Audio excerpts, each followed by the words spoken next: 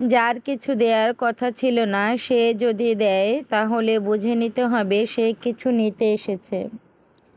জীবন কাহিনীর প্রতিটা অধ্যায়ে প্রত্যেকটি জীবনের গল্পে কেউ না কেউ নিখোঁজ থাকে। অন্ধের মতো বিশ্বাস করেছিল মন তাকে দুচোখ বুজে।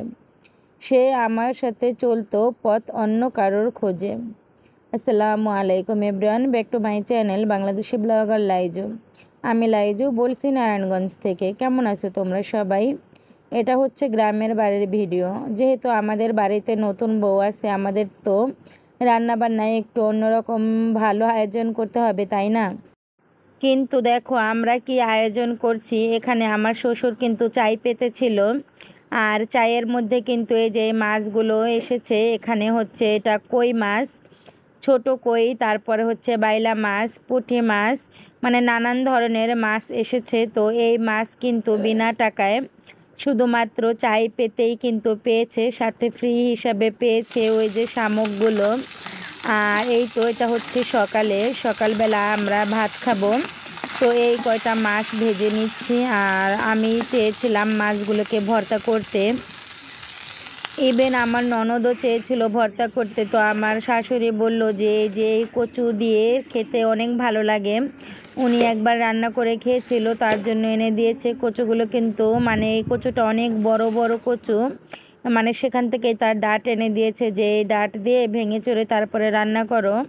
তো যা বলা সেই কাজ, আমিও কিন্তু তাই রান্না করছি। দেখুন এখানে কিন্তু কিছুই কিনতে হয়নি, কচু কিন্তু ফ্রি, মাছও তো আল্লাহর দান, ফ্রি, আমাদের কিনতে হয়নি। তো এভাবেই বুঝি গ্রামের মানুষের সংসার চলে যায়, তাই না?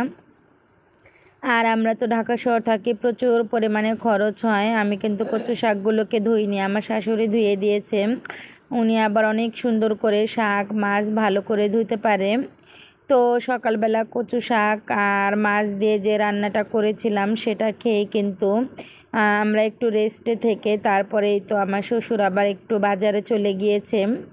আমি আবার এই ফাঁকে পাতা দিয়ে যেহেতু রান্না করেছি, এখন এই তো একটু ঝাড়ু দিয়ে নিচ্ছি।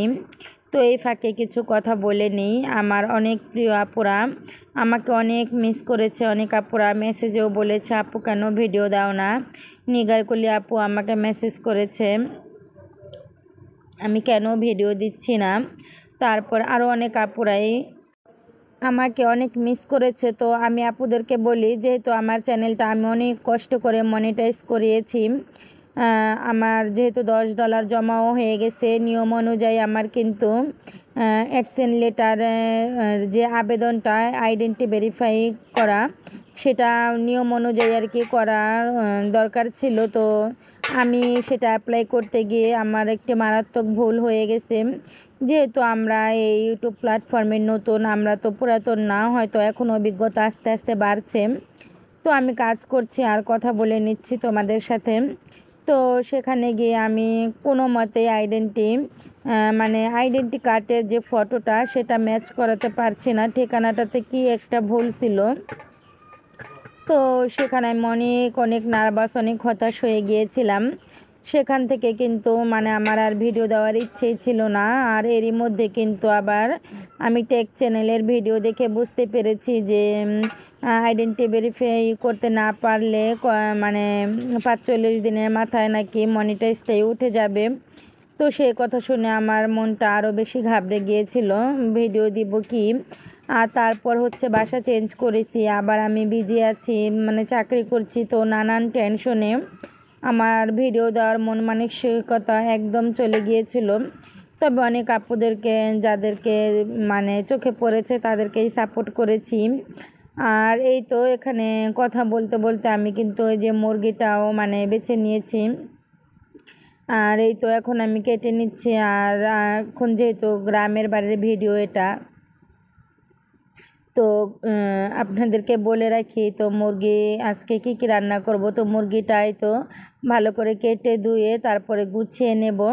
তো যাই হোক, আজকে কিন্তু আমি যে কথাগুলো বলছি যে কেন ভিডিও দিতে পারিনি, আর সেই আইডেন্টি ভেরিফিকেশনের সেই কথাটা, তো সেটা কিন্তু আমার পরে সাকসেস হয়েছে। তো আমি যেখানে থাকতাম ঢাকা, সেখানে গিয়ে একটা ভাইয়ার সাথে কথা বলে তারপরে ওনাকে দিয়ে আমি সেই ভুলটা সংশোধন করিয়েছি। তো আসলে ভুলটা আমার সামান্য একটু ভুল ছিল।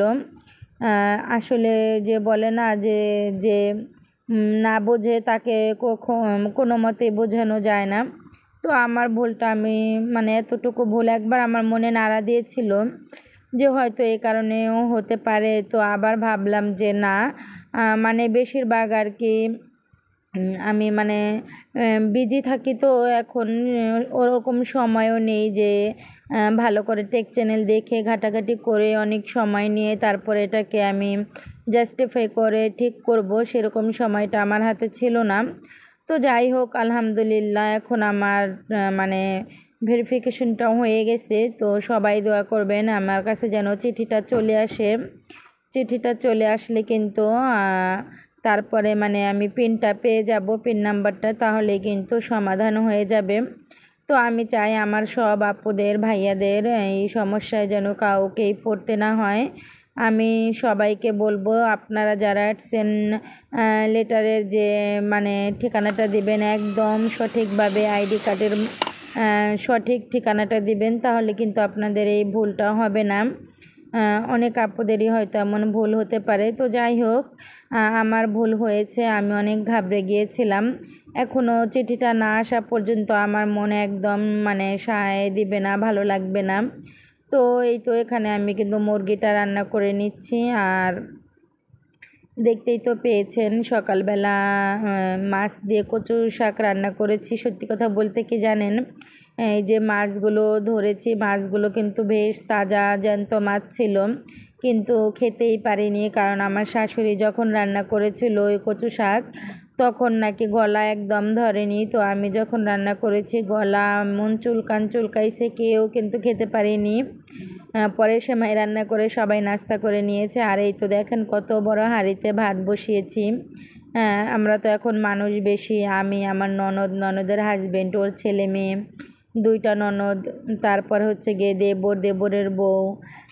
তো মানুষ বেশি, এই জন্য আমাদের রান্নাও বেশি। আর একটা কথা কি, এই মাছগুলো দেখেন আমি কিন্তু সরি, এই রান্নাগুলো কিন্তু সব আমাকেই করতে হয়, আমি কিন্তু সব রান্না করি। আর এই তো এখানে দেখেন বেলে মাছ ধরে এনেছিল আমার শ্বশুর। এই বেলে মাছটাকে ভুনা করে নিচ্ছি। ওই মাছগুলো তো নষ্ট হয়ে গেছে, কচু দিয়ে রান্না করেছিলাম, অনেক খারাপ লেগেছে মাছগুলোর জন্য। কারণ এত টাটকা ফ্রেশ মজাদার মাছ, সেটা যদি ফেলে দিতে হয় তাহলে তো খারাপ লাগারই কথা, তাই না? আর এই তো এখন বেলে মাছ ভুনা করব। মুরগির মাংসটা তো রান্না হয়ে গেছে অলমোস্ট। তারপর আরও কিছু রান্না করব, সেটাও আপনাদেরকে দেখাবো। তো এরই মাঝে আপনাদের কাছে যদি আমার চ্যানেলের ভিডিওগুলো ভালো লেগে থাকে তাহলে প্লিজ চ্যানেলটি সাবস্ক্রাইব করে পাশে থাকা অল অপশনটি ক্লিক করে দিবেন। এতে করে নতুন কোনো ভিডিও আপলোড করলে চাইলে যখন খুশি তখন আপনি দেখে নিতে পারবেন। আর এই তো এখানে দেখুন আমি হচ্ছে গিয়ে রাতের জন্য রান্না করে নিচ্ছি।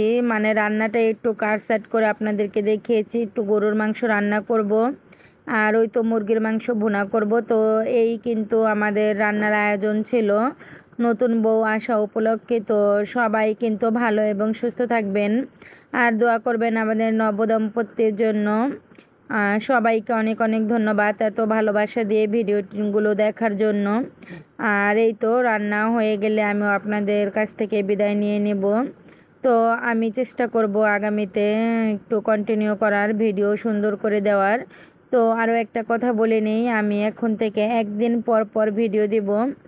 আর যেদিন ভিডিও দিব সেই দিন মানে তারপরের দিন তো ফ্রি থাকবো, সেই দিন আর কি সব আপুদের ভিডিওগুলো আমি সুন্দর করে দেখে দেব। তো এতে কিছু মনে করবেন না এবং রাগ করবেন না পুরা। এই তো এখানে আবার এই মুরগির মাংসটাকে ভুনা করে নেব, তাহলেই কিন্তু রাতের জন্য রান্না একদম অলমোস্ট শেষ। তো সবাই ভালো এবং সুস্থ থাকবেন। আল্লাহ হাফিজ মাই লাভলি ভিউয়ার্স।